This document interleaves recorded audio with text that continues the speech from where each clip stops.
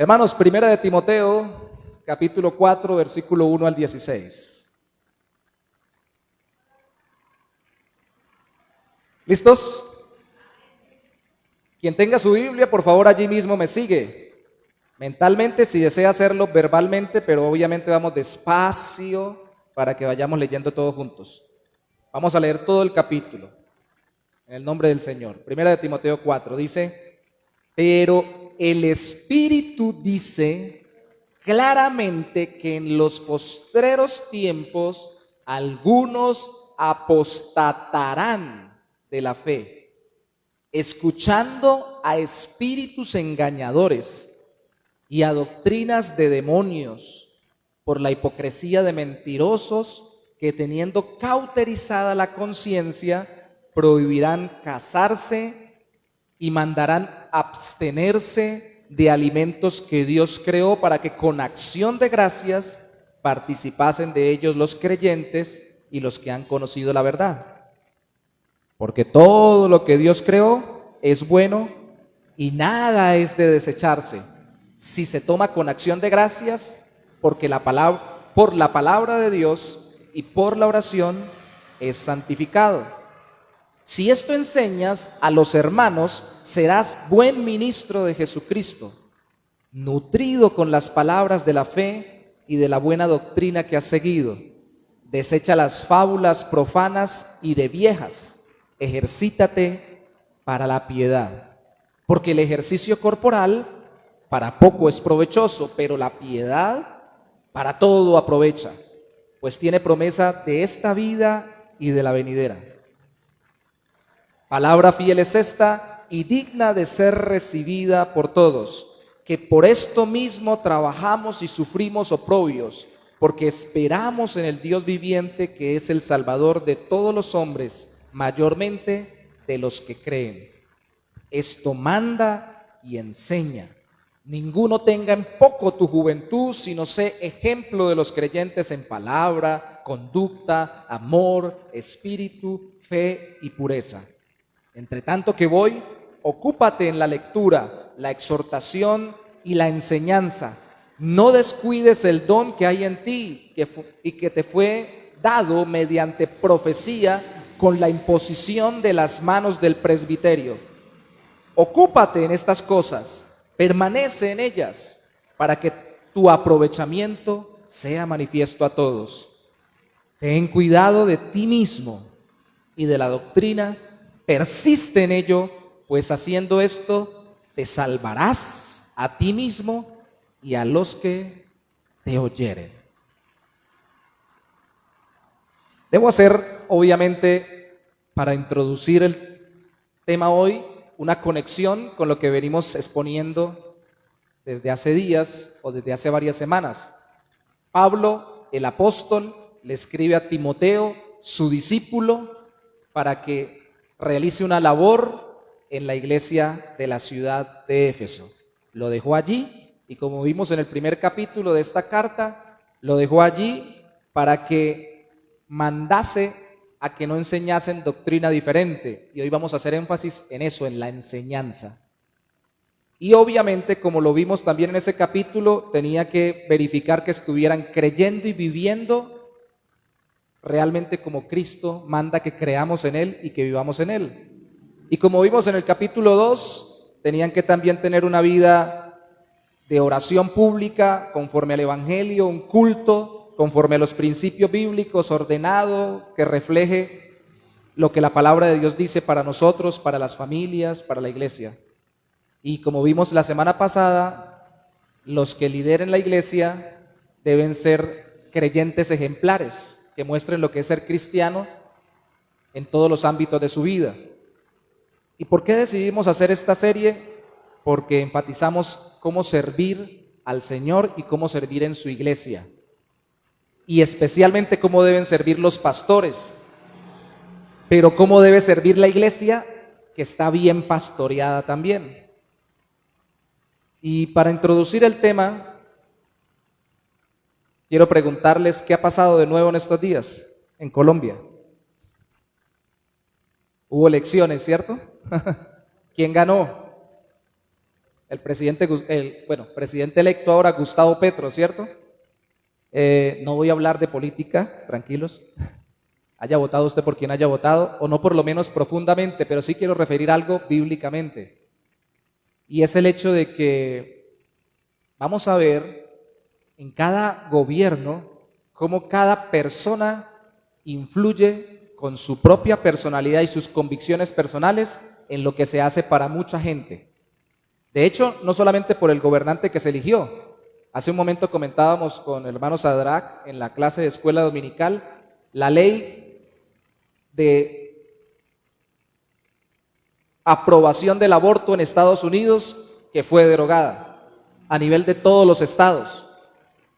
Y qué curioso y qué controversial. Antes de que yo naciera, esa ley fue aprobada, unos años antes, en Estados Unidos, a nivel general de todos los estados, por un caso específico, Roe versus Wade, un caso de demanda, y eso terminó siendo un referente para aprobar el aborto legalmente en todos los estados de Estados Unidos. Y en ese tiempo era raro porque la mayoría no quería el aborto. La mayoría no quería lo que hoy no le dicen aborto, sino la libertad de la mujer de decidir sobre su cuerpo. Pero ahora que se decidió que ya no va esa ley, entonces ahora están protestando porque parece que en Estados Unidos la mayoría quiere el aborto. Qué curioso, ¿no le parece?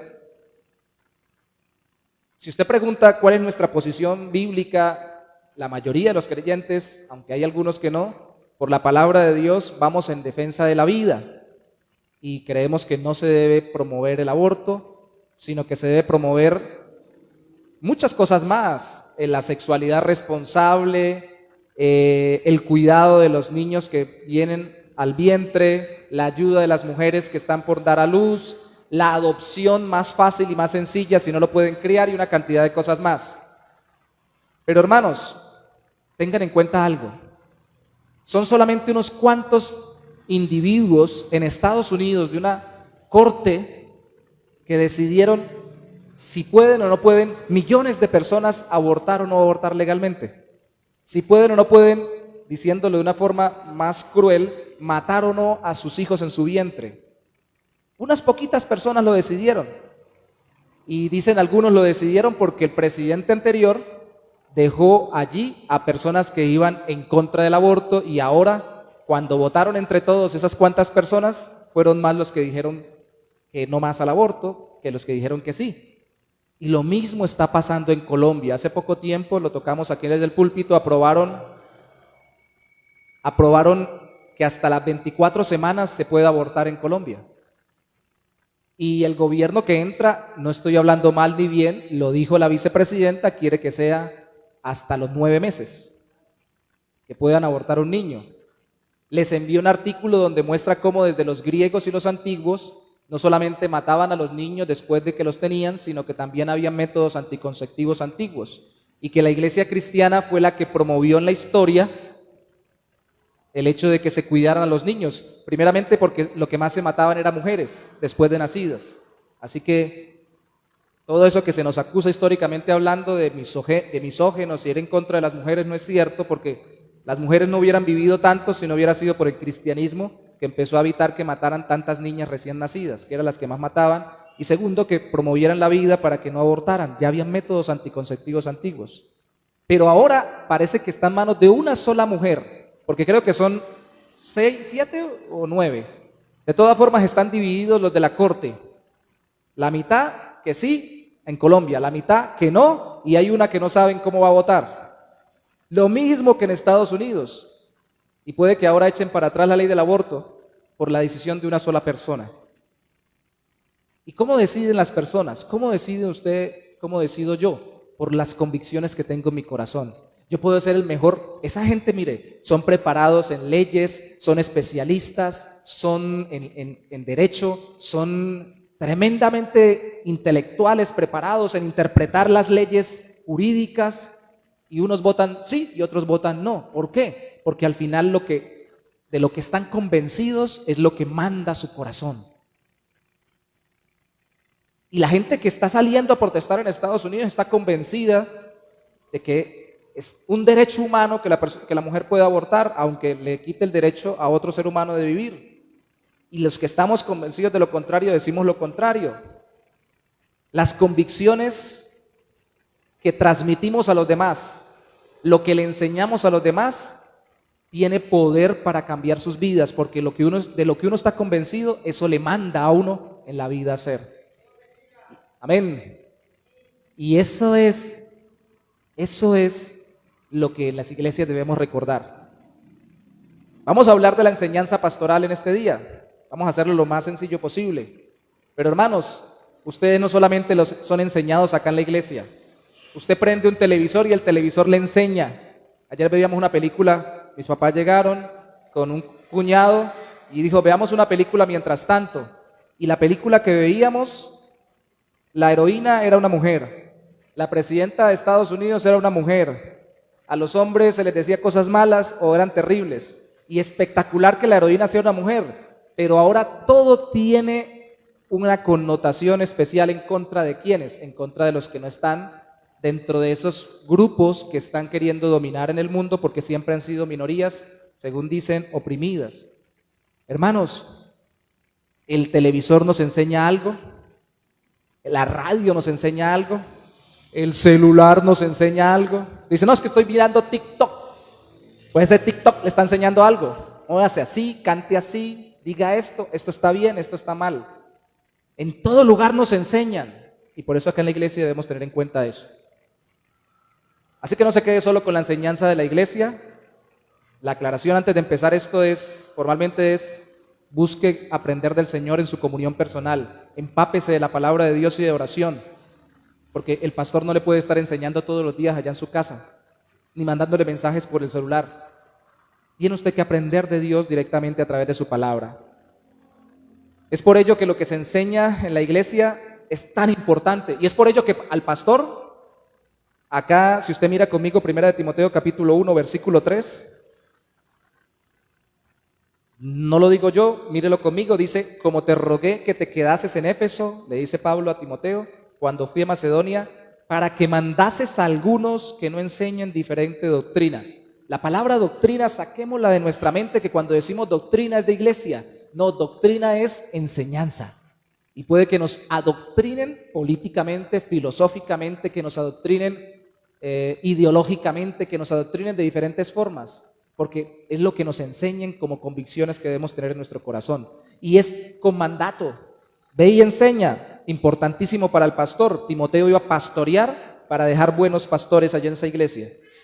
Mire el capítulo 2, versículo 12. Porque no permito a la mujer enseñar ni ejercer dominio sobre el hombre, sino estar en silencio. Y dijimos que sacando el contexto cultural, lo que está queriendo decir es que la mujer puede enseñar, discipular y todo lo demás en el resto de la Biblia, pero aquí la mayoría de los que no queremos ignorar el principio bíblico creemos es que así como en la casa debería ser el hombre el que primeramente enseñe y lidere, también en la iglesia deberían ser los hombres para modelar eso en las familias, quienes enseñen, para que ejerzan la autoridad no mandando, ni peleando, ni maltratando, sino ejerzan la autoridad liderando, conociendo al Señor, orando, como dice en el versículo 1 del capítulo 2, que los hombres levanten manos santas sin ira ni contienda, que dejen de decir aquí mando yo y empiecen a decir aquí sirvo yo, y empiecen a mandar pero enseñando y orando, enseñando la palabra de Dios. Por eso es que se nos da esta prioridad para el culto.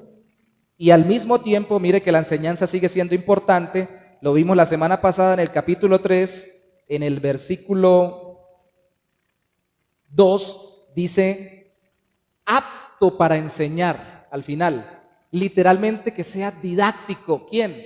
El que sea pastor, obispo o anciano de una iglesia.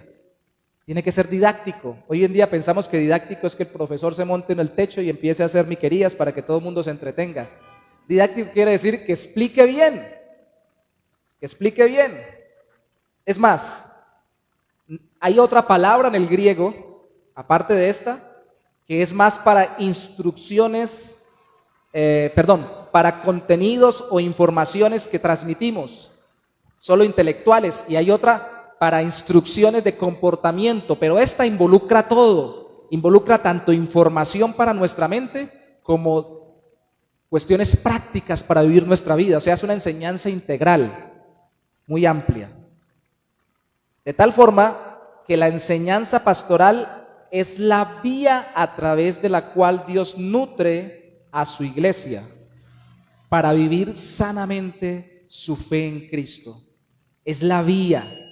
El pastor alimenta las ovejas. ¿Y con qué la alimenta? Con buena enseñanza. Si no, no trae buenos pastos. Y recordando que nosotros, los que lideramos en una iglesia, también somos ovejas de Cristo, venimos a alimentar al rebaño del Señor. Así que tenemos que alimentarlo bien, porque son ovejas del Señor, no cabras o chivos del mundo, como la Biblia lo simboliza. Alguien dijo alguna vez: cuando lleguemos a la presencia del Señor, muchos pastores Dios nos va a reclamar, porque vivimos entreteniendo cabras en vez de alimentando las ovejas. Nos pasamos más tiempo entreteniendo a los que no eran creyentes para que no se fueran de la iglesia, que alimentando con la palabra de Dios a los que sí lo eran, a los que sí son creyentes.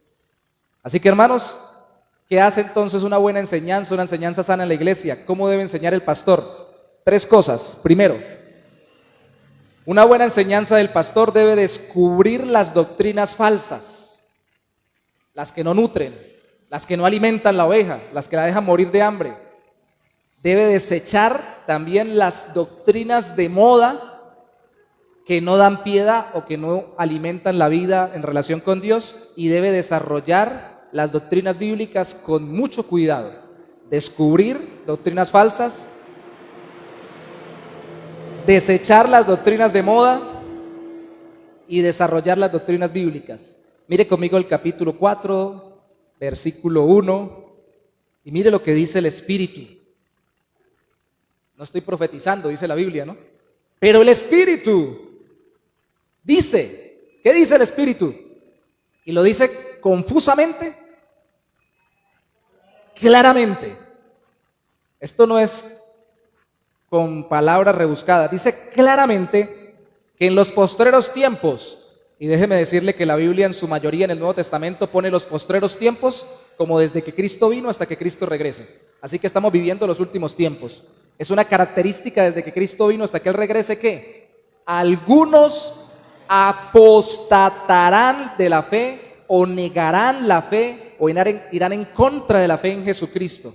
¿Cómo? Escuchando a espíritus engañadores y a doctrinas de demonios. Se nos metió el diablo en la iglesia. ¿Por dónde? Yo estaba pendiente en la portería que no entrara nadie raro o que no entrara un demonio. Por las enseñanzas. Hermanos, ¿se dan cuenta que aquí califica las enseñanzas incorrectas de la palabra de Dios como demoníacas, de espíritus engañadores? Y a veces vivimos pendientes los cristianos de que el diablo se nos aparezca con cacho y cola, que se nos aparezca oliendo a azufre y botando humo. Eso sale en las comiquitas. Y por lo general, si se presentara el mismo diablo o cualquier demonio, no se presentaría así. Si lo va a traer algún pecado, a tentar para algo, se les aparece de una forma más tentadora, como dice la Biblia, como ángel de luz. Por lo general el diablo se nos aparece como se le apareció a Eva. ¿En una serpiente? No, en una falsa enseñanza que distorsiona la Biblia. Con que Dios dijo. ¿Ah, sí? ¿Eso está seguro de que eso es lo que Dios dice?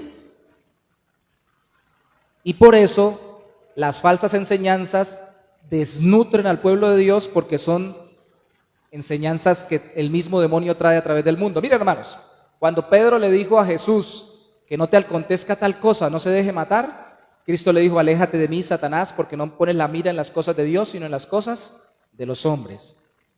Le dijo Satanás y le dijo que pensaba como los hombres, porque el diablo es el que hace que las personas piensen en su supervivencia antes que en obedecer a Dios. Todos debemos tratar de cuidarnos, pero debemos obedecer a Dios por encima de lo que nosotros pensamos que nos conviene. Y eso es demoníaco, y ahí no estaba parado Satanás con trinche y cola, que como lo dibujan realmente no es, ni había ningún demonio, ni ninguno de ellos estaba echando espuma por la boca, ni dando botes en el piso. Sencillamente era una filosofía, una enseñanza en el mundo que se coló dentro de un creyente de la iglesia y un discípulo, Pedro. Así que cuando ellos escriben esto están claros. de que eso es lo que pasa. Son demoníacas las falsas enseñanzas. De acuerdo al versículo 2, son hipócritas porque dice por la hipocresía de mentirosos que teniendo cauterizada la conciencia.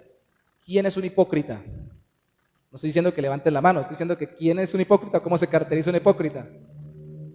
La palabra hipócrita suena feo hoy en día, ¿no? Eso suena a insulto, yo lo sé, pero realmente eran los actores de la antigüedad en los griegos, porque se ponían máscaras. La hipocresía es ponerse una careta para mostrarme como no soy. Entonces, yo me muestro muy piadoso, pero realmente me dejo llevar por el pecado. Muy cristiano, pero realmente soy muy mundano. Entonces las enseñanzas falsas tienen la característica que vienen de personas que les ha trastornado la ideología, los demonios, según la filosofía de este mundo. Hermanos, en serio, vuelvo a lo mismo que hicimos como introducción. En serio, ustedes han pensado cómo personas, yo lo veía en el noticiero, se han parado a llorar diciendo que están tristes porque no están dejando que ejerzan su derecho a abortar. Y yo vi una persona sinceramente llorando, convencida, apasionada por el hecho de que su mamá pudo abortar antes de que tenerla ella y que luego decidió tenerla ella cuando ella quiso y que ella también ha podido ejercer su derecho al aborto porque están realmente convencidas de eso. Alguien diría, están endemoniados.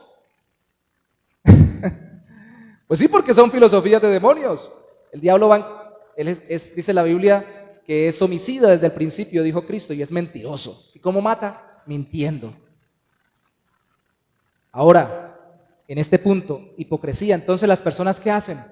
Ay, no, ¿por qué? Y muestran cara piadosa porque están apasionados con eso. Pobres mujeres que no van a poder ejercer su derecho, ¿no las consideran?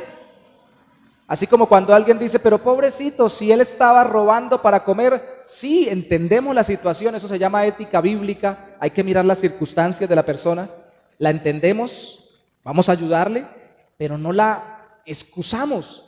Decimos, pobrecito, sí, como tenía hambre vino y robó un banco, pero tenía hambre para comer, no para alimentar a todo un barrio, porque se robó un banco, ¿cierto?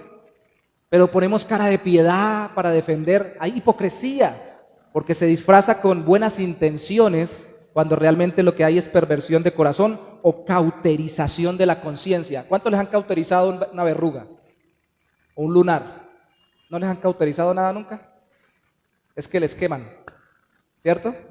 Eso es cauterizar. Cauterizada la conciencia quiere decir que ya está tan avanzado su criterio de que lo malo es bueno y lo bueno es malo, volteando lo que dice la Biblia, que ya están como inconscientes, cauterizados, como quemados, como sellados. Es impresionante y se muestran piadosos, pero también son prohibitivas. Hay dos cosas que se prohíben ahí: casarse y comer ciertos alimentos. ¿Cuántos de los que están aquí han comido morcilla de la negra? No de la señora morena que vende morcillas, sino de las morcillas que son negras. Porque alguien dice, yo como morcilla de la cristiana, de la que es blanca, de la que no tiene sangre. ¿Cuántos de los que están aquí se han casado o se quieren casar? ¿No les parece particular que los mandatos de las falsas doctrinas tienden a ser prohibitivos? Por ejemplo, es algo tan natural que uno se case y mire, se convierte tan disfrazado de piedad que dentro del catolicismo romano, no solamente, sino también dentro de algunas sectas protestantes, pero más dentro de los monasterios, se promovió que usted era más santo si no se casaba, si se mantenía puro. Y para ellos tener relaciones sexuales era ser impuro. Y los entendemos porque aún todavía nosotros luchamos con la mezcla con las doctrinas del mundo que vienen de las filosofías paganas como la de los griegos, que dicen que lo físico es malo. Y hay iglesias cristianas, yo lo sé, he hablado con personas donde les han mandado a tener relaciones a sus parejas matrimoniales, bien casados, que son fieles, pero poniéndose una sábana encima y solo abriendo un huequito para lo necesario. Y uno le suena chistoso, pero ¿saben por qué hacen eso? Porque piensan que lo físico es malo, es muy malo, malo, y lo espiritual de adentro es bueno, bueno, bueno. Y tocarse, y nos tocamos. Y aún en parejas matrimoniales, cuando Dios manda que se satisfagan el uno al otro, se deleiten en su amor de forma física y también obviamente de esta manera procreen y también al mismo tiempo tengan hijos para criarlos, ¿Por qué prohíben eso? Por lo que dice Colosenses capítulo 2, por creer que con eso combaten contra los apetitos de la carne. Cuando dicen no toques, no comas, ni aún mires, ni digas, pilas, cuidado, no, no. Cuando llega la gente a una iglesia cristiana casi siempre pregunta, ¿dónde está la lista? ¿Cuál lista? La lista de los no. No tome, no fume, no baile, no salga, no mire, no diga, no. De los nonos. La gente espera que le digamos no a todo.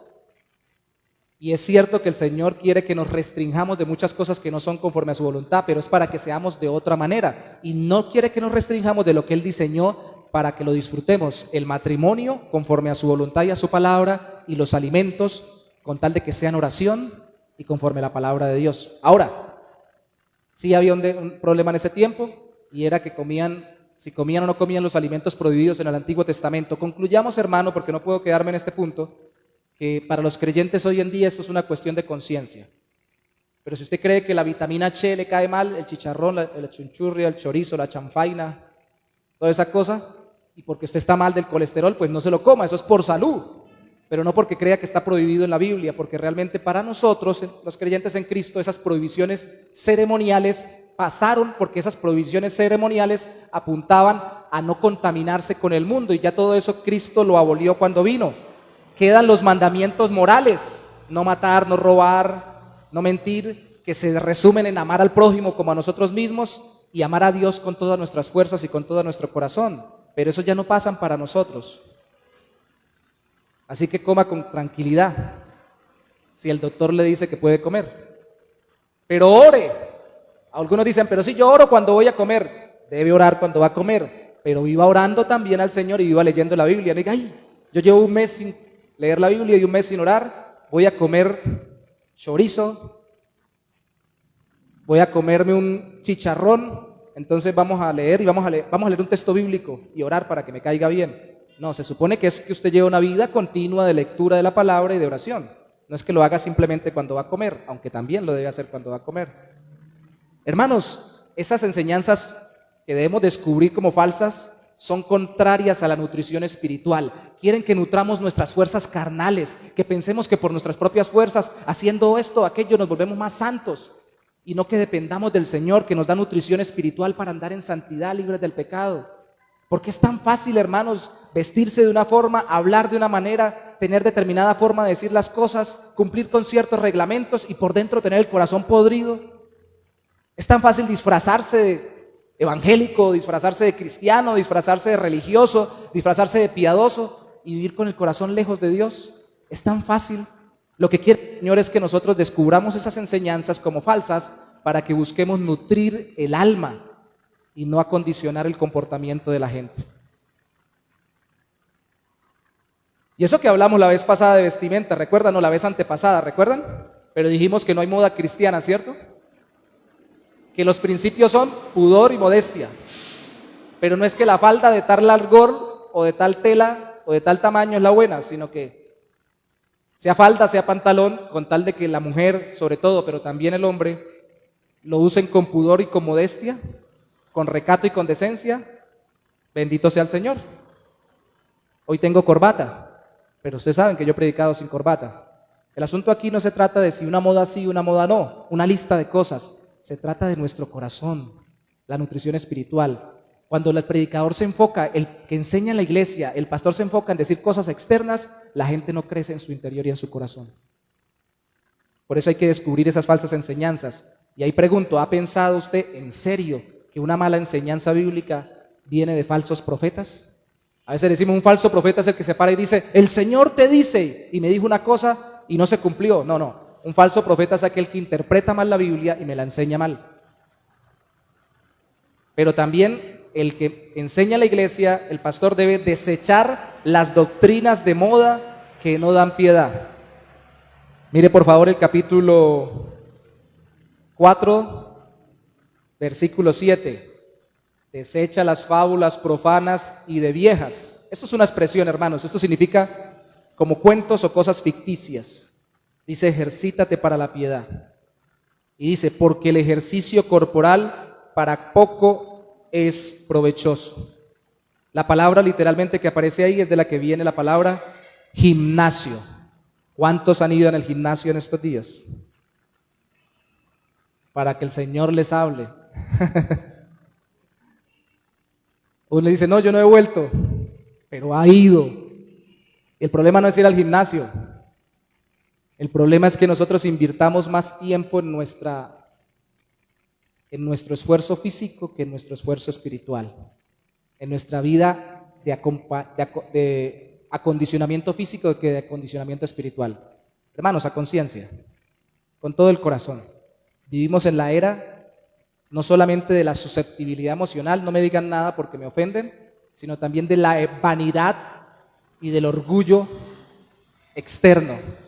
Hoy en día, por ejemplo, ponen fotos de pastores y de ministros. Ojo con esto, no quiero decir que haya que ser amargado, lo aclaro, pero el que no salga así, en la foto para una conferencia, ¿sí?, no es un hombre de Dios o no está bien la foto. Si sale serio, si sale normal, no hay problema. Hay problema, perdón. Pero todos tienen que posar, todos tienen que estar bien vestidos, bien acomodados, bien físicamente y en la línea. Y si nos sale un poquito de barriga, estamos mal. No se vaya a descuidar en su vida física, no quiere decir que la descuidemos. El ejercicio, dice ahí, para poco es provechoso, pero aprovecha. ¿Para qué aprovecha el ejercicio? Yo pienso que para que tengamos cambios físicos y para que nos volvamos disciplinados. A mí me encantaba, hermano, esté pendiente por si acaso se va la transmisión, a veces se va cuando le llega un mensaje al hombre. A mí me encantó que mis hijos se acostumbraran a una disciplina deportiva. Juegan baloncesto, el menor sobre todo le gusta, los que nos conocen lo saben. Y a veces la disciplina que yo no le podía impartir la recibía del profesor de baloncesto. Yo le decía, recoja tal cosa y de pronto ellos no lo hacían, pero el profesor les decía algo y rapidito lo hacían, porque era como una disciplina militar.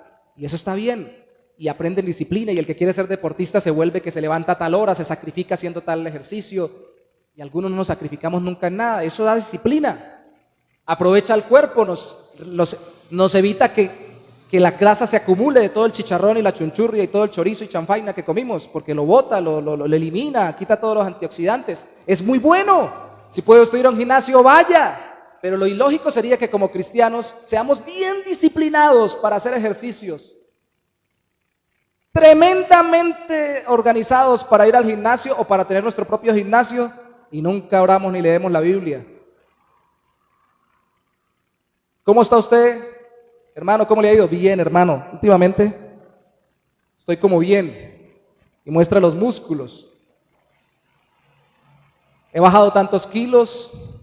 Sí, hermano, pero ¿cómo va su vida espiritual? Cuando uno mentorea a alguien, uno le pregunta por todo. Ahorita le preguntaba a Jan cómo estaba físicamente porque pasó por una cirugía. Pero si estuviera en un gimnasio, le diría, ¿cómo le iba en el gimnasio? Está bien preguntarle. Pero si le digo cómo va su vida espiritual, está bien que le diga, hermano, pero ¿cómo así? Bueno para hacer ejercicio físico. Ya tenemos un atlas aquí, un hombre muy fortachón, musculoso, de pronto nos sirve para mover el portón, por esos músculos. Pero no mueve la mano de Dios en oración, no se arrodilla para clamar a Dios por su pueblo, no abre la Biblia para leer lo que Dios dice en su palabra. Aquí lo que nos está diciendo es cuidado porque eso se mete con modas en las iglesias. ¿Por qué era la moda en ese tiempo? Porque la cultura griega dominaba y los griegos tenían los ejercicios como una idolatría y realmente las olimpiadas no eran con truzas ni con licras como hoy en día se ve, eran desnudos. Y a la gente le encantaba eso. ¿Por qué? Alguien dice, para ir a mirar a la gente desnuda, no solamente, sino porque le encantaba más que mirar a la gente, mirarse a sí mismos. Mire el músculo de tal lado ya donde me está creciendo. Y contemplarse y admirarse y vanagloriarse. Así dentro de las iglesias cristianas se han metido modas. Esa moda entendemos que estaba dentro de las iglesias cristianas de Éfeso, porque eran parte de la cultura griega y por eso Pablo le dice eso a Timoteo. Y ojo, Timoteo era joven. Algunos han concluido, tal vez Timoteo tenía la tendencia más a estar pendiente del gimnasio que de su vida espiritual. No lo estoy asegurando, podría pasar. Porque era la tendencia de moda en esa época, era un joven. Los jóvenes están con la moda. ¿Qué está de moda? ¿Cómo hay que cantar? ¿Cómo hay que orar? ¿Qué hay que hacer en el culto? ¿Cuál es la música? Hablábamos que es con los hermanos allá de esa parte del norte, se llama Minuto de Dios. hablábamos sobre la música. ¿Qué música escuchan los jóvenes hoy? ¿Cuál hay que hacer? Y está bien estar pendiente. Lo que está mal es que yo esté pendiente de la moda, de lo que sirve como moda del mundo para meterle a la iglesia y no alimente mi vida de piedad. Hermanos, ustedes realmente son capaces, y yo me lo digo a mí mismo también, somos capaces de quedarnos 10 minutos en silencio meditando en lo que Dios nos ha dicho en su palabra que acabamos de leer. Miren, hermanos, usted tiene 2 horas de Netflix, 3 horas de una película. Ayer estaba viendo Aquaman, que no me la había visto. Uy, esta cosa está larga, pero está buena, está buena. 4 horas de un circo de 4 pistas y se sienta a meditar la Biblia, a leerla. Señor, y se queda dormido. Porque estamos ejercitándonos más en las modas que en la palabra de Dios. Y a veces en la iglesia por eso hacemos lo mismo. Hermanos, Dios los bendiga, ¿cómo están? Arriba, párense, siéntate. Y toca hacer un gimnasio cristiano y decirle, párese, siéntese, arriba, abajo, manos arriba, manos al frente, gloria a Dios. Ahora dígale al hermano, pase para tal lado, pase para tal otro, saluda al hermano que acaba de llegar, dígale, uy, ¿por qué llegó tan tarde? Para que no se nos, para mantenerlos entretenidos. Somos víctimas, sobre todo cada juventud de cada época, vamos siendo víctimas de las modas de nuestra época. Y así queremos que sea nuestra vida de oración con Dios. Dicen que hoy en día un video de más de 10 minutos de una predicación ya no lo van a escuchar o no lo van a ver. No aguantamos ni media hora de una meditación, pero ¿sabe por qué es eso? Porque no vamos gradualmente creciendo en esa vida de piedad. Yo no les estoy diciendo, hermanos, que se metan 1 hora a orar de rodillas con la cabeza en el piso, porque si nunca lo ha hecho, le voy a dar una noticia, le voy a profetizar, se va a dormir. Pero empiece con 1 minuto, 2 minutos, 5 minutos, vaya creciendo. Empiece con un versículo, un capítulo, vaya creciendo, meditando en él. Y no tiene que ser aburrido, puede leerlo y orar. Puede volver a leer otra cosa y ver qué dice de Dios y de su vida y volver a orar. Hermano, necesitamos ejercitar la piedad. Imagínese si eso pasa con los hermanos, ¿por qué lo enseña aquí Pablo? Porque eso también puede pasar aquí entre nos, con los pastores. Pastor, sí. Pero el pastor enseña bonito, sí, pero no ora. No lee la Biblia, sino solamente cuando va a enseñar. Él mismo no la busca aplicar en su vida. Tiene un don, un talento, pero se lo aplica a otros, pero no se lo aplica a sí mismo. Nunca llora en oración a Dios, nunca se rinde realmente delante del Señor en oración, nunca medita la palabra y le conmueve el alma, ni le da alegría en el corazón. Todo es porque es muy bueno para hacer las cosas, para enseñar. Usted no sabe cuántas iglesias están llenas así. Y Dios nos libre de que nosotros seamos así. Uno de mis pleitos conmigo mismo más importante es ese. ¿Estoy enseñando porque me toca? ¿Porque ya me acostumbré? ¿Porque tengo la capacidad? ¿Dios me la dio en su gracia? No piensen que es algo que yo produje, fue Dios el que me la dio. Pequeña o grande, Dios me la dio. Pero entonces ahora la utilizo y me escondo detrás de esa capacidad para expresar y explicar la Biblia, para no tener una vida de relación con Dios.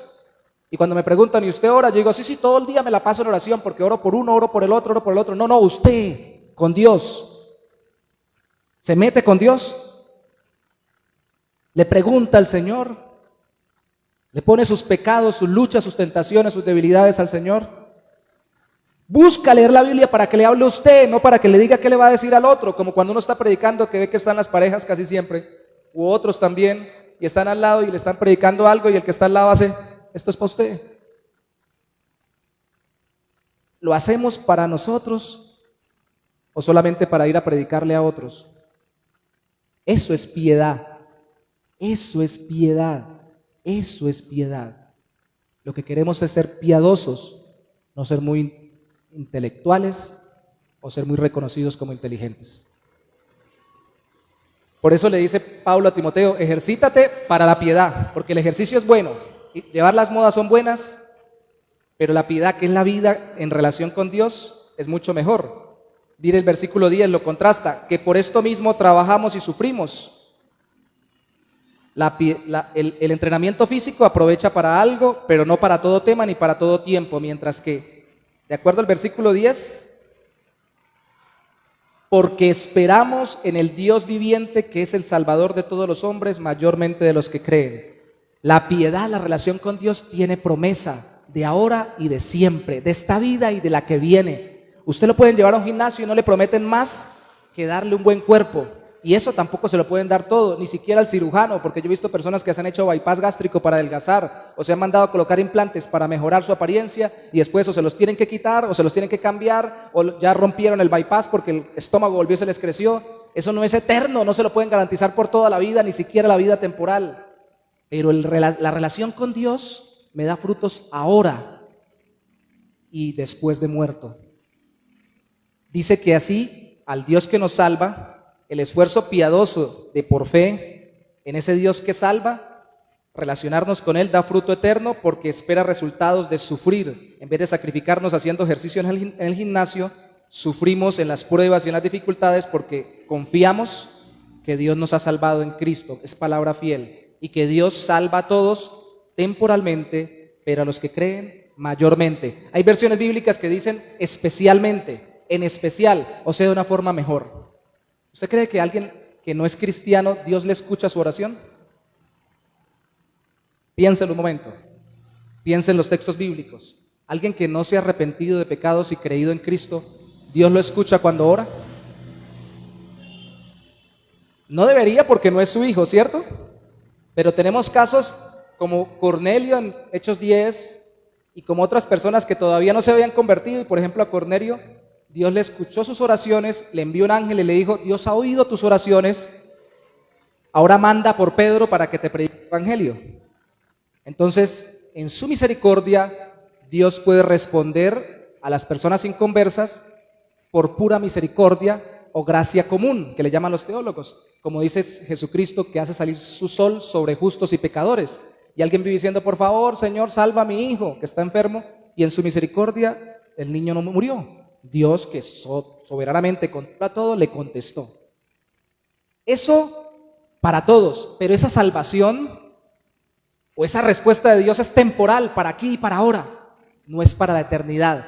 Mayormente, especialmente y de una forma más grande nos contesta a los que creen en quién, ahí sí, creen en Jesucristo como su Señor y Salvador, y les contesta con algo mucho mejor. Primero, con vida eterna después de la muerte, pero segundo, con dirección continua por su Espíritu Santo aquí en esta vida. Aquí no es que simplemente lloré y Señor, líbrame de este problema y me liberó como cualquier mundano lo oraría, sino aquí yo digo, Señor, líbrame de este problema y Dios me dice, bueno, empieza a tratar con mi corazón. Es mayor, es mejor, es más especial. Me dice, bueno, este problema, quiero dirigirte a través de este problema para enseñarte esto de tu vida, para que cambies esto en tu corazón, para que reflejes a Cristo en este aspecto, para que bendigas a estas personas que te están haciendo daño o que te están dañando o que te están molestando en estas formas. Para eso, porque hay una relación. Porque para poner el ejemplo, si yo tengo a mi hijo pequeño, ya los tengo, el más pequeño de 18 años, no está tan pequeño, ya está más fuerte que yo por lo menos, pero si yo lo tengo de 3 añitos, 4 añitos, y viene y me dice, papá, hay un niño que me está molestando, yo tengo que instruirlo en el colegio y me quiere pegar. Yo le digo, mire hijo, yo sé varias formas de golpearlo para que no le haga daño. Eso es como haría una persona en el mundo, ¿cierto? Pero yo quiero instruirlo especialmente porque es mi hijo. Y no le digo simplemente corra ni respóndale, le digo, mire hijo, cuando pasan esas cosas Dios nos permite ver que el mundo es agresivo y tenemos que aprender a entender que vamos a sufrir en este mundo y a confiar en que Dios nos va a dirigir. No tenemos que sufrir todo el tiempo, pero tampoco tenemos que reaccionar todo el tiempo. Y si reaccionamos, tenemos que saber que reaccionemos conforme a la voluntad de Dios, dirigidos por Él. Y le empiezo a enseñar y le empiezo a dar ejemplos concretos. Mire, papito, va y dígale a la profesora, me cuenta a mí, le expresa al niño, no haga eso, que yo no lo estoy molestando. Y le empiezo a dar ciertas formas de manejar el conflicto, porque es mi hijo y le dedico tiempo. Es más especial que si me llegan 10 niños a decirnos, esto, venga hermano fulanito de tal, a nosotros nos molestan en el colegio, yo le digo, ay muchachos, traten de no meterse en problemas. Esa es mi conclusión, porque no son mis hijos. No les digo nada malo, no les digo nada incorrecto, pero no les dedico un tiempo especial, porque aunque yo no los quiero mal, les digo, traten de no meterse en problemas, busque quien los ayude para que no los siga molestando. Lo dejo a un lado porque no son mis hijos. Les explico, pero no les profundizo porque no son mis hijos. No les hago un seguimiento porque no son mis hijos. No les hago un seguimiento como el que tengo ahorita, que el mayor ya llevo 18 años haciéndole, el menor, 18 años haciéndole seguimiento, el mediano 19 y el grande 23. Y el seguimiento basta que ahorita se va a casar ahorita dentro de poco. Porque son mis hijos. Eso es lo que pasa con el creyente. El creyente es salvado de la condenación del infierno, pero acá es salvado de una forma más especial y mejor de los problemas de esta vida, porque tiene la dirección del Espíritu, porque tiene la palabra de Dios, porque tiene el consejo del Padre Celestial, porque tiene el consuelo del Señor sobre su vida cuando sufre. El inconverso no quiere consuelo ni quiere nada, el inconverso quiere que le quiten el problema y ya, que Dios me conteste y listo, que Dios me solucione el problema y ya. El creyente sabe que es mejor el trato de Dios para con él.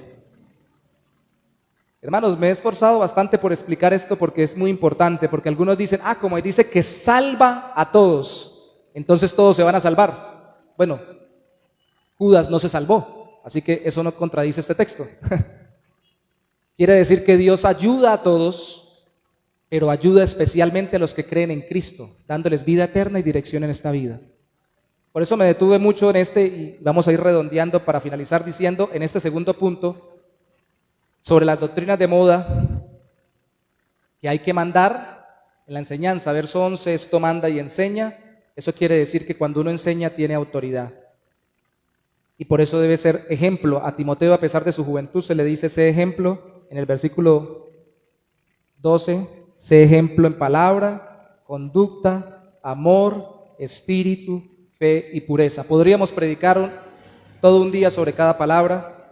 Eso quiere decir, lo que usted hable, lo que usted haga, lo que usted sienta, con lo que usted se apasione, lo que usted crea y la calidad moral de todo lo que usted piense, siente y crea, debe ser un ejemplo a los creyentes en Cristo. Pero si yo soy un joven y los jóvenes somos jóvenes, ¡ay, somos jóvenes!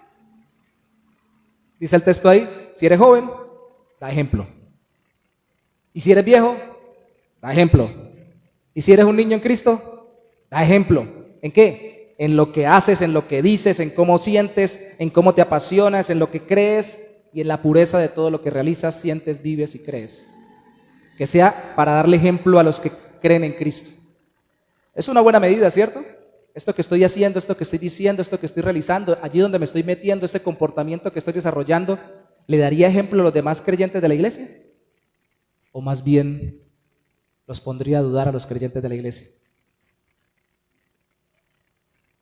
Y hay cosas que no son pecado en sí mismas, pero que Dios nos va a dirigir por la guía de su Espíritu Santo a que las abandonemos. Y hay cosas que no nos apasionan naturalmente, pero Dios nos va a dirigir a que las busquemos, como por ejemplo relacionarnos con los demás. Yo les agradezco a mis hermanos que se levantaron hace un momento. Le decía a mis hermanos cuando nos reunimos esta semana también, que yo veo que es hermoso cuando alguien de pronto no era tan relacionado con los demás, pero ahora por amor a Cristo llega alguien nuevo y se le acerca a ese nuevo, a esa persona que recién llegó, a saludarlo. Y era alguien tímido, introvertido. Aunque no parezca, yo era muy tímido e introvertido. En serio. Y yo le doy gracias al Señor porque me abrió la boca. Ahora el problema es tapármela. O ponerle a veces modulación a la cantidad de palabras y a la velocidad de las mismas. Pero para mí es más notorio que eso en mi vida personal, por ejemplo, la música. Yo tenía, no sé, 10 dedos torcidos en el sentido musical.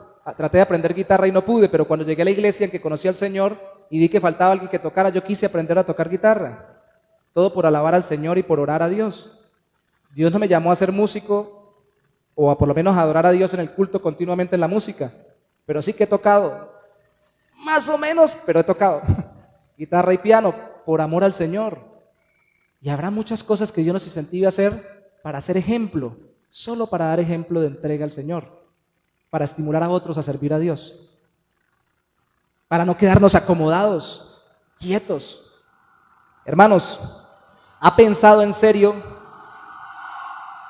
que muchas de las modas cristianas en las iglesias no son piadosas, no aumentan la vida de relación con Dios? Y eso que no hemos hablado de las modas místicas, como caerse. Yo sé que Dios me puede tumbar si alguien ora por mí, pero que me tumbe Dios, no que me tumbe la persona, y menos haciéndome zancadilla, para que yo me caiga. Yo sé que Dios puede hacer muchas cosas en mi vida, milagros, Dios lo ha hecho en mí y lo he visto en otros también, pero que no me digan que tiene que hacerlo cuando digo determinadas palabras u oro de determinada forma. Se vuelve una moda, hermanos, y lo santificamos, y eso impide la vida piadosa, porque yo ya sé que el hermanito es el que pone la mano y suceden las cosas, o que si yo oro de esta manera va a suceder tal otra, entonces ya no busco a Dios con fuerza, con intensidad, con devoción. Esas modas impiden una relación con Dios. Yo dejé de hacer ayunos de 3 días, que solamente tomamos aguapanela en la iglesia donde nací, porque me di cuenta que lo que hacíamos esos 3 ayunos era, terminaba cansado de los pies, era zapatear por todo el templo, peleando contra el diablo y contra todos los demonios. Te pisoteo Satanás por todo un local. Terminaba cansado y peleando con el diablo 3 días y no le hablaba casi nada a Dios. Dije yo, pues, ¿yo qué estoy haciendo?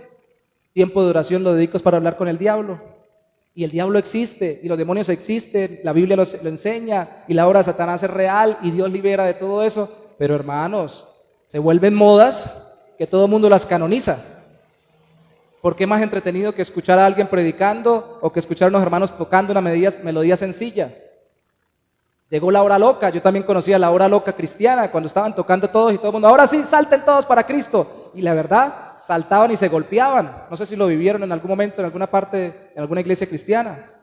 Y sí, y se pegaban. Podemos hablar de tantas cosas que se han vuelto moda y las hemos santificado en las iglesias, pero que no incentivan nuestra relación con Dios realmente. Ay, como me alargué mucho, voy al último punto. Desarrolla las doctrinas bíblicas con cuidado. Déjeme decirle algo, hermanos. ¿En qué tiene que ocuparse el pastor? Dice el verso 13, entre tanto que voy, ocúpate en estas 3 cosas: leer, exhortar y enseñar. Ay, no, tan poquito, sí. Lea la Biblia, anime a la gente, si es necesario, confróntela, que eso es exhortación, y enseñe la Biblia. Pero para ponernos a leer, y públicamente, un mensaje cortico, pastor, algo así. Dijo alguna vez un pastor, en esta iglesia queremos, antes que ser inmediatamente prácticos, queremos ser permanentemente útiles. Y por eso no nos medimos tanto de que todo sea tan cortico. Llévate estos 3 puntos para tu casa. No. Hermanos, en la iglesia lo que queremos es leer y profundizar, y meditar, y ser exhortados, y ser enseñados. Y para enseñar hay que dedicar tiempo, hay que dedicar espacio. Un pastor puede descuidarla todo menos descuidar leer la Biblia públicamente con sus hermanos, enseñar o explicar la Biblia, haciendo ilustraciones o ejemplos, pero tiene que explicar lo que está en la Biblia, y exhortar o animar a que la gente viva conforme a lo que la Biblia dice por la fe en Cristo. Si esas cosas se dejan, no hay culto. Esa es la característica del culto cristiano, diferente al culto del Antiguo Testamento. Y algunos dicen que empezó, como lo decíamos con los hermanos, en la época de Esdras, cuando Esdras regresó y puso un púlpito y leyó el Antiguo Testamento, y no leyó algo tan entretenido como esto, que suena bonito, la carta de Pablo a Timoteo. Leyó fue la ley, y se puso a leer un poco de leyes del Antiguo Testamento, y todo el mundo estaba así, duraron mediodía y todo el mundo así, y hasta empezaron a llorar y se conmovieron de lo que la palabra de Dios estaba haciendo. Hermanos, hay una capacidad solo en la lectura, Hace años, en un taller para pastores, un pastor que estaba enseñando de Estados Unidos me pasó a leer Romanos capítulo 8. Yo casi que no soy capaz de leer, porque estaba leyendo Romanos, y con la lectura se me aguaron los ojos y se me movió el corazón. La lectura, hermanos, la lectura, no como leer Condorito, no como leer una historieta, leer y escudriñar. explicar y exhortar. No debe descuidar esa ocupación principal. Mire el versículo 15, ocúpate en estas cosas, permanece en ellas para que tu aprovechamiento sea manifiesto a todos.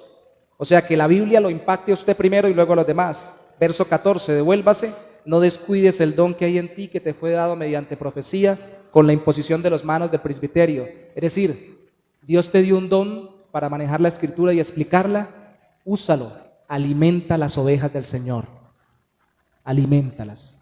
No descuides de hacerlo como debes hacerlo, no descuides de hacerlo por lo que debes hacerlo, porque es un regalo, no porque es una capacidad que desarrollaste, es un regalo. Y al último, no descuides la enseñanza como necesidad personal. Verso 16, lo he venido diciendo desde que comencé la predicación, ten cuidado de ti mismo y de la doctrina, persiste en ello, pues haciendo esto te salvarás a ti mismo y a los que te oyeren. No es que uno se salve uno solo, lo salva Cristo. Pero hermanos, el primero que se debe predicar el evangelio es el predicador. El primero que se debe predicar los mandamientos bíblicos es el predicador. El primero que se debe poner frente a Cristo es el predicador, para luego ponerlo frente a los demás. Tengo necesidad de ocuparme en eso, de enseñarme y de enseñar. ¿Ha pensado usted en serio que la enseñanza bíblica fiel es la labor principal del pastor? Como conclusión decimos o preguntamos, ¿qué espera usted como labor principal de un pastor? Eso va a definir qué tipo de asistente a una iglesia es usted o qué tipo de cristiano es usted. Si solo busca que lo atiendan y lo entretengan como una serviteca cristiana, una estación de servicio, sin que les pongan la Biblia, le expliquen el evangelio, lo impulsen a vivir piadosamente en Cristo, pues no va a valorar la vida que Dios le ha dado ni la verdadera labor de los pastores, que es alimentar a las ovejas. Y si no es cristiano no se va a salvar, y si es cristiano no va a crecer, se va a quedar enano espiritualmente. Crecemos en la medida que más nos enseñen, más nos expliquen la Biblia. Pongámonos sobre nuestros pies, por favor, vamos a orar.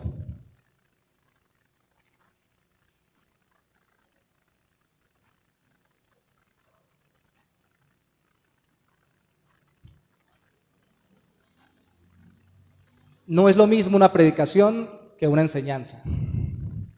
En la enseñanza, a las 9 de la mañana, estuve haciendo preguntas, aunque en la predicación se enseña, se hace más exhortación. Y en las clases se hace más transmisión de conocimiento y por eso se pregunta y todo lo demás. Y tal vez por eso estamos más interactivos. Pero yo quiero que por favor recuerde que esta predicación, si algo no se le olvida, es que nos está llamando a poner atención a lo que Dios nos quiere hablar. No es solamente llenarnos de conceptos, sino que nos habló el Señor. Cierra sus ojos conmigo y oremos precisamente pidiendo eso al Señor. Señor, ¿a qué nos llamas hoy con tu palabra? Si la mayoría de los que estamos acá no estamos ejerciendo el oficio pastoral, ¿de qué nos sirve saber cuál es la ocupación del pastor? Con todo corazón, Señor, mis hermanos van a sus casas dentro de un momento, van a vivir sus vidas, continuar con sus familias, su trabajo, su vida personal. ¿Qué de lo que acabamos de explicar puntualmente debe aplicarse a su vida? Por la obra de tu Espíritu, confírmaselos en su corazón. Tal vez alguno tú lo estés llamando a ser diligente en el estudio de tu palabra, y especialmente si la enseña en algún cargo de liderazgo en la iglesia. Tal vez algún otro le estás enseñando que no tiene que ser líder o un ministro, solo tiene que ser un apasionado de lo que tú dices de ti mismo y de él, para que consulte tu palabra y la quiera explicar al que no entiende y la lleve a aquel que no comprende, aquel que no sabe, aquel que no conoce a Cristo. Y le explique quién eres tú, le explique quién es el ser humano pecador, le explique cómo él necesita que Cristo lo salve y cómo Cristo lo salva y lo llame a arrepentirse de sus pecados y a creer en Cristo. Tal vez tú estás llamando a alguno de nosotros o a muchos de nosotros a estudiar más, para explicar más el mensaje del Evangelio a cada persona. Y tal vez alguno, Señor, tú le estás llamando al ministerio y le estás mostrando que el ministerio es más que simplemente hacer ciertas actividades. y le estás mostrando que si quiere enseñar tu palabra, si quiere predicar, si ya lo está haciendo, continuar haciéndolo, o si no lo está haciendo de forma oficial, hacerlo algún día en un ministerio y especialmente como pastor en una iglesia, debe amar tu palabra, debe atesorar lo que tú dices de ti mismo, debe leer y leer y leer y leer y leer y leer, pero no como quien le toca, sino como quien lo ama, como quien te ama a ti y ama los dichos de tu boca, como dice el salmista, y ama tu ley y ama tus mandamientos, y que escucha en su corazón esa voz de Cristo que dice: si me amáis, guardad mis mandamientos, y para guardarlos tiene que aprenderlos, y para aprenderlos y guardarlos tiene que entenderlos, y estudia y no se escuda detrás de que trabaja y detrás de que tiene familia y detrás de que está cansado o cansada, sino que viene a tus pies, Señor, y ora y lee tu palabra y le dedica cada vez más tiempo a ello, sin excusas, porque no presentamos excusas cuando hacemos muchas de las cosas que este mundo nos presenta como entretenimiento o moda. Tú eres más atractivo que la mejor película de esta época, y eres más entretenido el conocerte a ti y el que trabajes en nuestro corazón que la actividad más dinámica de este tiempo, y nos podemos apasionar contigo más que con cualquier equipo de deporte o de fútbol, porque tú eres nuestro Dios. Enviaste a tu Hijo a morir por nosotros, lo has dado todo para salvarnos, nos has dado vida eterna. Enséñanos a caminar, y que lo que cantamos hace un momento sea una realidad de nuestro corazón. Enséñame tu camino, Señor, y andaré en tu luz. Dame un corazón entregado a ti para honrarte, oh Dios. Purifícame, como dice el Salmo, examíname si hay en mi camino de perversidad y guíame por el camino eterno. Si eso es lo que lleva a mis hermanos en su corazón, tú habrás hablado a sus vidas. Y no siendo pastores, tú los habrás instado a vivir conforme a tu palabra y a enseñarla desde sus vidas, familias, trabajos, ministerios, para la gloria de tu nombre. Te doy gracias, Señor, y te bendigo en esta mañana, en el nombre precioso de Jesús. Amén y amén.